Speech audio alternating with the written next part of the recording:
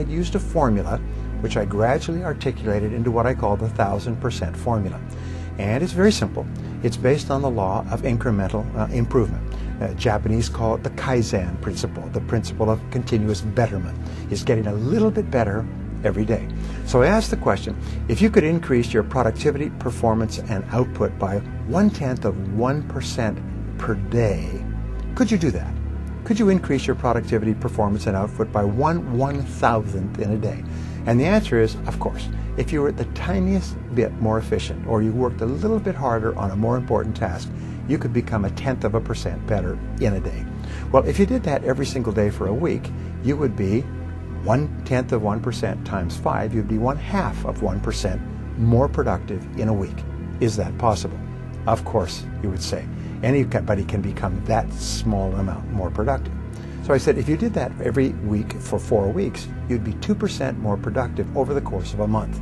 If you did that every day for 13 4-week months in a year, 52 weeks, you would be 26% more productive. Is that possible? And the answer is yes, because there is a thing in success called the momentum principle. That means that once you start going, it becomes easier and easier to keep going and to go faster and faster. So once you become 26% more productive in the course of a year, your overall output, your results, your income will go up by 26%. What happens is you start to get into the swing of it. You start to be more effective, more efficient. You get more things done. You start earlier, you work harder, you stay later, you set better priorities, and so on. So if you do this 26% each year for 10 years, you will be 1,004% better. And this is what happened to me, and it's happened to every single person I've ever worked with. So one of the ideas on a miracle is, as you guys know, it means something extraordinary, uncommon, not regular. And as I've studied great men and women that have accomplished amazing things, they always say, yes, it is the work ethic. Yes, it is the power of partnership. Yes, it's the principles we learn. But they say, you know, Tim, I feel like I got some divine doors that opened.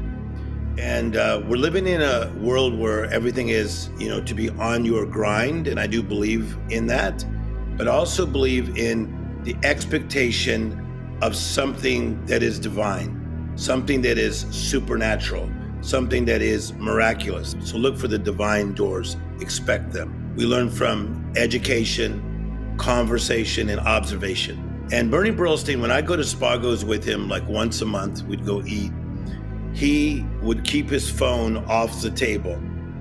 He would never take a call. Whenever I was with him, he'd never take a call, he'd never text. So I asked him about it one time. He said, Tim, I like to be in the moment, fully present, fully feeling, fully alive.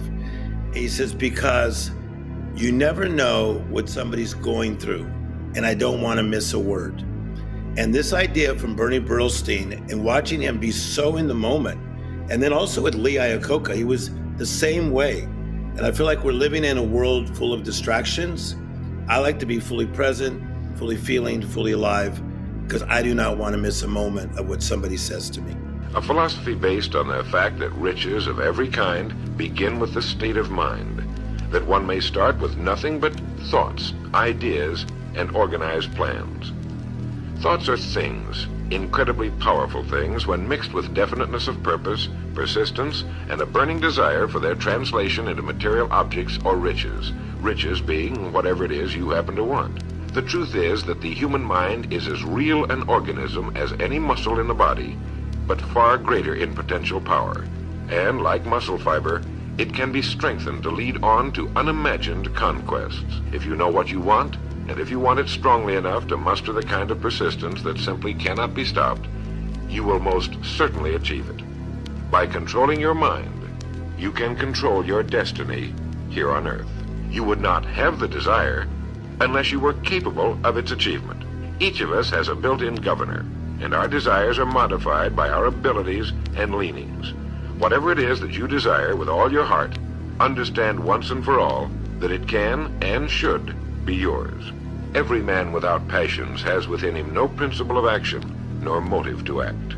A good way to determine whether or not you really have a burning desire is to examine the way you go after it. If you go after that which you think you desire tentatively, timidly, in an attempt to play it safe, you don't have a burning desire at all. You can't get to second base if you keep one foot on first. But if you're willing to burn your bridges behind you and say once and for all, this is it, this is what I will do, and I will never retreat, I'll never go back, then you have the sort of desire that can only end in success. It takes that kind of resolve to be able to keep picking yourself up after the falls you're bound to take. The only people who don't make mistakes are those who never try anything. For our example, let's say your desire happens to be more money, to better care for your family and provide for your future years, to get your share of the prosperity that lies ahead. Napoleon Hill gives us 6 definite, practical steps to follow. 1. Fix in your mind the exact amount of money you desire. It is not sufficient merely to say, I want plenty of money. Be definite as to the amount. There's a psychological reason for definiteness, which will be described in a subsequent principle. Number 2, determine exactly what you intend to give in return for the money you desire. There's no such reality as something for nothing. 3, establish a definite date when you intend to possess the money you desire. And 4, create a definite plan for carrying out your desire and begin at once, whether you're ready or not, to put this plan into action. 5, write out a clear, concise statement of the amount of money you intend to acquire, name the time limit for its acquisition, state what you intend to give in return for the money, and describe clearly the plan through which you intend to accumulate it. 6, read your written statement aloud twice daily, once just before retiring at night and once after arising in the morning. As you read, see and feel and believe yourself already in possession of the money, or whatever your goal happens to be. It's important that you follow these instructions to the letter. Through some strange and powerful principle of mental chemistry, which she has never divulged, nature wraps up in the impulse of strong desire that something which recognizes no such word as impossible and accepts no such reality as failure. That there's a difference between a good idea and a God idea. A God idea to me is something that is divine and you just know you're supposed to do it. And I want to know what that God idea is, and then I want to be a person who follows it because somebody's waiting for me on the other side of my obedience to the God idea. So really hear this. So I remember when Sam Taggart invited me to go to Switzerland, I really did say like, it's a good idea or is it a God idea? Sure, I want to go to Switzerland. I want to see the Matterhorn for the first time live. But I also have a lot of other people pulling on me to do things. So to find the God idea is simply to stop, to look, and to listen. And we're so busy, guys. We're human doings, not human beings. Stop, look, and listen. Listen for that voice that says, this is where you should be. So guys, I really do meditate. And I ponder and then figure out where I should be because somebody is waiting for me to be in that place where I'm called to be. A miracle is something that is extraordinary, uncommon, not regular. So I do believe that people are healed and many times they don't know the source, but it is a miracle. I think that for all of us on the panel and then me being interviewed today, because we're all friends, that a lot of the reason for our success is a miracle. I think something divine, something bigger than us gave us a break. I don't know if it was our mother's prayer or grandmother's prayer, somebody's prayer, but something happened that was out of the ordinary. I think that once you get one miracle, it gives you faith to expect more miracles. Miracles are not just to get you out of something. Like I was in a bad situation, I need a miracle, get me out of something. Miracles also come to get you into something. World famous athletes, astronauts, international personalities who have really made a difference in our world. You and I, we all started out exactly the same, just like that beautiful little baby that you just saw. We were born rich. Rich in potential. We have deep reservoirs of talent and ability within us. When you and I were born, we were natural-born risk takers. We had no limitations. We were free to step out and do everything we wanted to do. personally, I hold myself up to a standard higher than anyone. So that keeps me going as well. You know, I knew what got me to this point, and that was hard work and dedication. And I never had to prove anything to anyone. You know, in my first 7 years, I just went out and let the game take care of itself. And last year, I tried to prove something to everybody. You know, and I played with a lot of hate, and that's not the way I play the game of basketball. I play with a lot of love, with a lot of passion, and that's what I got back to this year. I work on my game a lot. Throughout the off season, I put a lot of work into it, and to be able to come out here and the results happen out on the floor is the ultimate. For me, I can't worry about what everybody say about me. I'm LeBron James from Akron, Ohio, from the inner city. I'm not even supposed to be here. That's enough. Every night I walk into the locker room, I see a number 6 with James on the back. I'm blessed. So what everybody say about me off the court, don't matter. I ain't got no worries. Be great. Doing what you love to do, you got to commit to it. You can't want something but not put it to work. You know, and it doesn't matter what you're doing in life, no matter what it is. It could be a professional athlete, or it could be an artist. It could be a doctor. It could be anything in the world. The president of the United States. But you got to put the work in. And I think if you put the work in, the results will happen organically. And most important, you got to find happiness too. You know, if you're having fun, enjoying what you're doing, then it just makes it so much easier. It makes it so much easier to just like, you want to do it every day because it's something that you really enjoy doing it and you don't look at it as work. I always look at two things. Whatever let's say the goal is becoming rich. There's two parts of this. There's this limiting beliefs you have about yourself about being rich, and then there's the negative beliefs you have about the achievement. So both of those are in the mind. So think about like limiting beliefs is like, well, I can't do this. I've never done this before. And I know the person has those beliefs if I hear the language. And you know what I'm talking about. This language like could, should, it'd be nice. That language has the expectation of failure built into it. So that's the limitation beliefs. And then on the other side of the coin of the outcome is the negative beliefs. So what's negative beliefs that keeps people broke? The rich people are evil. There's no chance you're gonna wake up to try to be rich if you believe rich people are evil, or rich people don't pay taxes, or rich people took advantage of somebody, or rich people are unhappy. Because if you believe rich people are evil, you don't want to become that belief of evil. So you'll never push for the goal if you think the outcome is negative. Many of us have established a comfort zone in our lives. We're just coasting along, taking the line of least resistance, just getting by. Now, he said this is a very common and understandable attitude. We've all worked hard to get to where we are, and it may seem a very good place to be. The problem with this is that once we stop reaching, stretching, seeking, and risking, we actually stop growing. If you're in a comfort zone, beware. The danger of a comfort zone is that it doesn't hurt, and it might even feel good. Many take that to mean it's a good place to be, but it's not. A comfort zone may be what is holding you back from real growth, real accomplishment, and your potentially exciting and rewarding future. Each morning, get up first thing, at least 2 hours before you have to be somewhere. So you can invest the first hour, what we call the golden hour, into yourself. And you invest the golden hour by reading something that is uplifting, educational, motivational, spiritual. It doesn't matter, but they say reading is to the mind as exercise is to the body. Instead of reading newspapers or magazines or watching television, what you do is you just read something that's uplifting. If you're in sales, read something in selling. If you're in spiritually oriented, read something spiritual. If you want motivation, read something motivational, but read 1 hour every morning. That will thoroughly prepare your mind for the rest of the day. So you invest the golden hour in yourself. And just like if you got up in the morning and worked out for an hour, you'd be feeling great all day long. If you get up in the morning and read for an hour, you'll be feeling mentally great all day long. Step number 2 in the formula is make a list of everything you have to do that day. Sit down, make a list of everything that you have to do, plan your day in advance. Step number 3 is organize your list by priorities.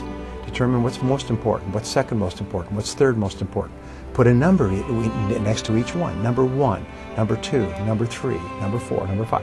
Fourth step is to start on your most important task, as we mentioned before, and work on it single-mindedly with concentration, focus, and discipline until your most important task is done, and then go to task number 2 and do the same thing. Number 5 is listen to audio programs in your car. Turn your car into a mobile classroom. Turn your car into a university on wheels. If you listen to educational audio programs in your car as you drive around, instead of listening to music, which we call chewing gum for the ears, if you listen to audio programs, you'll get the equivalent of almost full-time university attendance.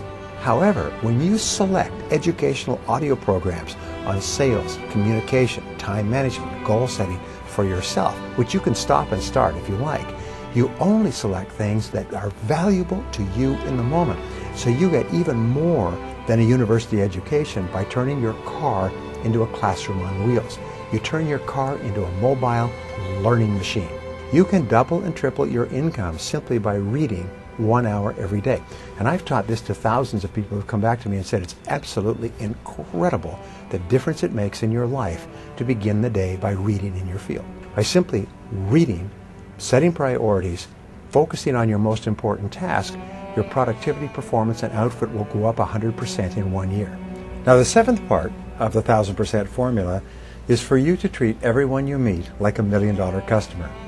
Treat everybody you work with in life as though they're the most important person in the world. Treat your customers as though they're about to buy $1 million worth of your product if they like you, and if you treat them nicely. And especially treat the members of your family. Treat your children, treat your spouse, treat your friends like they're really important people. And the wonderful thing is that the more you treat other people as if they're important, the better you feel about yourself. The more positive you feel, and of course the more positive they feel, and the more they want to work with you and be around you. This 1000% formula has been the key to success throughout history. Is you don't make quantum leaps. You don't go from zero to being rich. You don't make easy money or quick money. What you do is you go to work on yourself bit by bit, day by day, week by week, month by month, and your results are virtually guaranteed. Building wealth is really a matter of time and freedom. And what I mean by that is I can make $1 million a year and be broke, which a lot of people actually are. And a lot of people are making a lot of money but are broke. They have no savings, no investments, and no idea where to start, because when you start to make more money, you first think, if I had an additional $100,000 a year, oh my God, I could do so many things. Because we think in terms of spending. If I had $10,000 a month, what would I do? Well, I would first go to Cancun. I'd buy myself a nicer car. I'd go on a nicer, whatever we consume. That's how we think. We're conditioned to think that way. When most people are conditioned to consume and spend, you make more and you spend more. And you might think, well, how can you spend $1 million a year? It's very easy. It is very easy to spend $1 million a year. You start buying some nice homes, you start going on some expensive vacations, you start buying some expensive clothes, and there goes your $1 million a year. And that's what happens to a lot of people. So we talk about the difference between building wealth and making a lot of money. You got to take the money that you earn and not spend it. And you got to put this to work. Becoming wealthy comes down to 5 steps. Number 1 is you got to earn money. And if people say, how do I earn money? It doesn't matter. It could be a side hustle, it could be a business, it could be a job. You could have some money coming in. Once you make some money, number 2 is you don't spend all of your money. And that means when you make $1,000, you don't spend all $1,000. How much do you spend? Let's not worry about the nitty gritty yet. Just don't spend all of your money, which is why number 3 is you take the money you don't spend and you go out and you buy an investment. We'll call it the middleman. And you'll see why I call it the middleman. Is you want to take this money you don't spend and you want to essentially throw it into this thing on the side that will hopefully make you some more money in the long term. Then number 4, when your investment makes money, take the money that your investments make and dump it back into your investments. And then number 5 is work to make more money. And the reason why you're working to make more money is so you can have more investments. You're never going to become wealthy if every time you make $1, you give it to somebody else. If you want to become wealthy, you have to keep more money for yourself. The way that our economic system works is the more money you spend, the richer somebody else gets. Now, what I would like to suggest you do is you let that R represent the results that you're getting in your life. Now, there's 3 areas that we're going to suggest that you focus on. One is happiness, one is health, and another one is material wealth. Now, when I first started to study this material, I was not happy, I was not healthy, and I definitely was not wealthy. Once again, we experience our life according to our beliefs. And some people have better luck than others. And some people work so hard, but they're getting minimum wages. So you have to find your place your seat. Once you sit on your seat, you are so deeply connected with your life purpose. Then you start, your magnetism gets turned on. So the only thing is ask your heart, what your heart tells you. If you're excited about it, you're going closer. If you feel more excited about like doing this is it, this is it, this is it. So you have to have your heart guide you where you're supposed to be. So always listen to your heart, and then if your heart gets excited about a certain thing, you're just getting closer to your seat. Someone's broke and they want more money. Yeah. How can they create a story, a narrative, a script, or a story that will empower them to attract more? I am committed today to working off to make more money. I am committed to taking the actions necessary to make more money in my bank account in the future. I am committed to losing 40 pounds over the next 12 months. Even though I've never done it before, I'm going to change the person who I am to make sure that I do that. And so it's not about like sitting there and meditating and just imagining the money coming into your bank account. It's how can you make it true, present tense, and empowering. Today, I am committed to taking the action I need to in order to make more money in my bank. Today, I am committed to making the action I need to make my children feel like I love them, to make them feel more love that I maybe haven't been giving them over the past couple of years because I've been so busy working. Right. And so it's literally about how can you make it true, empowering, and present tense? Because when it's true, like you might not have money in your bank account right now, but I will take the action today to eventually bring more money into my bank account. Because usually money doesn't immediately come to you. Usually it's like a lagging indicator of the actions you've taken in the past. So today I'm going to take the actions that I need to, knowing that the money will be coming to me at some point in time. So I made up my mind, if I ever found this secret, I'd work it right until I died. Now I did find the secret, and it was simply sit down, decide what you want, write it on a card, carry the card in your pocket, and read it as often as possible every day. I found if you write a lie on a card and you read it often enough, you're going to start to believe it. Believe, and your belief will actually create the fact. Well, I did what he suggested. I read this card every day. I'd carry it around and I'd just keep reading it. And one day one of the guys in the fire hall got a hold of it and they pulled the card away and they passed it all around. Everybody started to laugh. Proctor's going to get rich. I had a chap in a seminar the other day that he said the same thing had happened to him. He was in a seminar and he got one of these gold cards and they passed it around at work and he said, everybody laughed at me, but he said, I'm winning. Now, I didn't read the card in front of anyone any longer, but I kept reading it. I'd go to the bathroom, I'd sit in the toilet and lock the door and I'd read the card. Or I'd be driving down the street and I'd come to a traffic light and I'd haul the card out and I'd read it. And I found out it doesn't matter what's happened in the past. You may not have a colorful background, and maybe you have. You may not have a lot of formal education, and maybe you have. But it really doesn't matter. If you've got a goal and you're willing to stick to it and study the laws, you're going to find out that you can win. Now, that was like an emotional impact. I've mentioned if we're not going in one direction, we must by law be going in another direction. You're either creating or you're disintegrating. Whenever we hear a person say, I like it just the way it is, we know that person is advertising their ignorance of a very basic law of life, because absolutely nothing stays the way it is. The problem is not procrastination. The problem is a symptom of a cause. Procrastination is almost always the downstream effect of identity or fear. And that's really what it comes down to, is the reason why you're procrastinating is because you either don't think that you can do it, or you're procrastinating because you're afraid of something else that's coming in the future. If I were to be able to, if we had a light switch on the side, like a little switch on the side of our head, and we could turn off our amygdala of the thing that creates fears in our brain, and we just say, okay, I have no fear, I can just take action, everybody would have the life that they want. Nobody would procrastinate. And so it really comes down to that. That's the first thing is the fears and identity. And the other thing is the reason why somebody's doing something. And so you go into a company and I would sit in front of people and I would say, hey, what's the percentage chance of you making $1 million legally in the next 12 months? And people would be like 0%, 0%, 1%, 2%. And I said, okay, let me change it up just a little bit. What's the percentage chance of you making $1 million this year? And if you don't, everyone that you love dies. Everybody goes 1,000%, 100%, 100%, 100%. And I said, hold on then. The time frame didn't change. The goal didn't change. What changed is that you actually care. You actually have a why behind it. If your children's life, if your wife's life, your mother's life depended on it, would you procrastinate? No, you wouldn't. You would just do what needs to be done, because the fear of losing them is greater than the fear of being judged or the fear of failure. And so I think that procrastination is never the problem. It's always the downstream effect of something else, which is either they don't have a why that's strong enough, their identity is holding them back from thinking that they can't be a person that can achieve it, or they have too many fears that are just holding them back